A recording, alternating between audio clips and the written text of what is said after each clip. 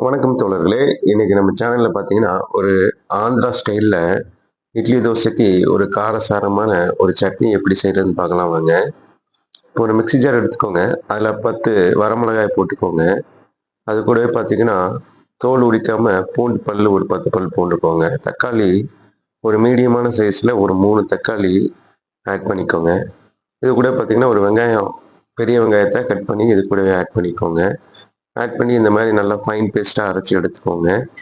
இப்ப பார்த்தீங்கன்னா, ஒரு பேன் எடுத்துக்கிட்டு, அதில பார்த்தீங்கன்னா, ஒரு 5 டேபிள் ஸ்பூன் அளவுக்கு ஆயில் சேர்த்துக்கோங்க. அது கொஞ்சம் ஆயில் கொஞ்சம் அதிகமாவே சேர்த்துக்கோங்க. ஏன்னா, அப்பதான் சட்னி வந்து நல்லா கெட்டு போகாம நல்லாருக்குங்க. கடுகு ஒரு 1/4 டீஸ்பூன் போட்டுக்கோங்க. இது கூட பார்த்தீங்கன்னா, உளுந்தம் பருப்பு ஒரு 1/4 டீஸ்பூன் போட்டுக்கோங்க. ஒரு கொத்து அளவுக்கு கருவேப்பிலை கழுவி வச்சிருக்கிறேங்க. அந்த கருவேப்பிலையும் இது கூடவே சேர்த்துக்கோங்க. இப்ப பார்த்தீங்கன்னா, நம்ம ஏற்கனவே அரைச்சு வச்சிருக்கோம் இல்லைங்க, அந்த சட்னி கலவைய வந்து இது கூட ஆட் பண்ணிக்கோங்க. ஆட் பண்ணிட்டு லோ ஃப்ளேம்லயே குக் பண்ணுங்க. லோலேருந்து மீடியம் ஃப்ளேம்ல குக் பண்ணுங்க. ஹை ஃப்ளேம்ல குக் பண்ண வேண்டாங்க. லோ ஃப்ளேம்ல வந்து ஒரு 4 டூ 5 நிமிஷம், நீங்க ஒரு 7 நிமிஷம் வரைக்கும் கூட குக் பண்ணலாங்க. இந்த ஸ்டேஜ்ல வந்து ஒரு 1/4 டீஸ்பூன் அளவுக்கு உங்களுக்கு எவ்வளோ உப்பு தேவையோ, அந்த உப்பு அளவு சேர்த்துக்கோங்க.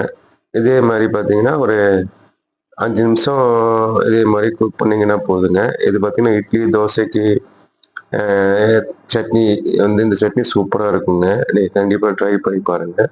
அவ்வளோதாங்க ரெடி ஆயிடுச்சுங்க சாப்பிடுறதுக்கு. Thanks friends.